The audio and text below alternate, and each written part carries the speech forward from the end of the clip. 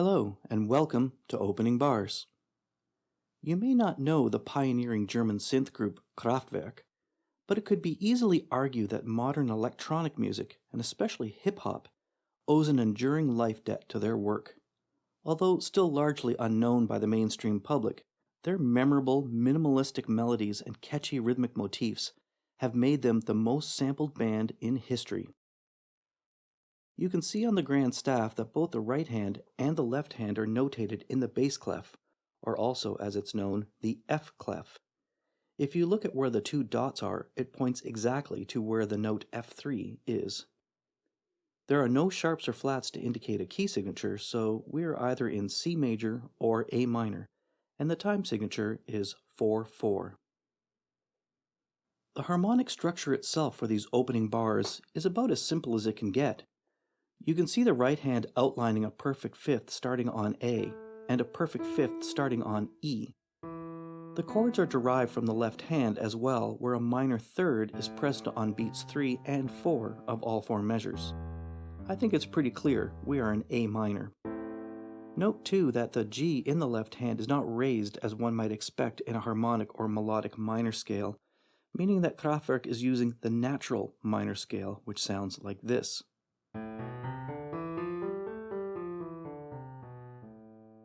The harmonic analysis symbols will simply be the letter I in lowercase to indicate the tonic in the minor, and a small letter V in measures 2 and 4 to indicate the 5 chord also in the minor. So you might wonder if there's really anything to study here, or considering the robotic nature of the performance and the simplicity of the harmony, whether there really is any humanity to be derived from this at all. Ironically, there is. But that's where I think the real genius of Kraftwerk lies. Let's turn our attention now to the rhythmic analysis and continue to ponder that question. The notation of the rhythm on the previous page is probably clearer than it is on this one, but I think this one is a more accurate representation of how it should actually be played.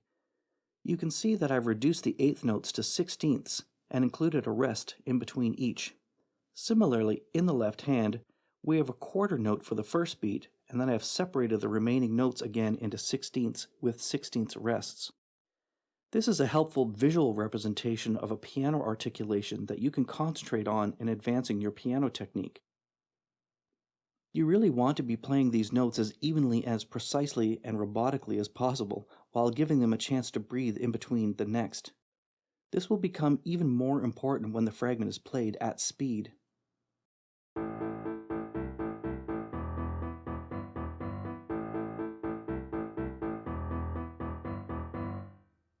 I recommend playing this particular fragment at a variety of speeds, again concentrating on evenness and precision of rhythmic attack and release.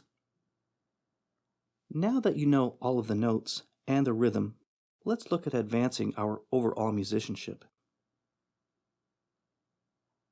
There's a solo that happens later in the piece that will give us an opportunity to create a new learning opportunity. See that we are now in the treble clef, and you see that the notation in the right hand is outlining an A minor chord and a subsequent E minor chord in measure 2. Start with playing this melody slowly and evenly, keeping it as smooth and legato as possible.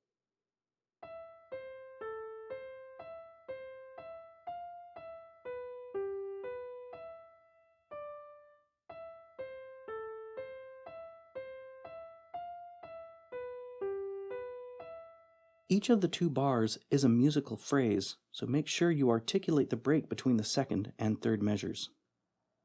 Next, try to play the hands together as smoothly and as legato as possible, while allowing the eighth rest in the left hand to be noticeable.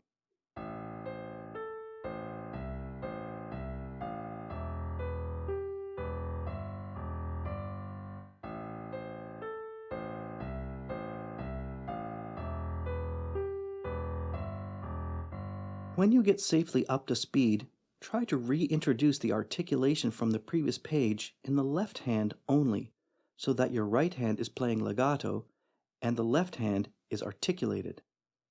Try shifting your mind's attention from one hand to the other, keeping everything as robotically precise as possible.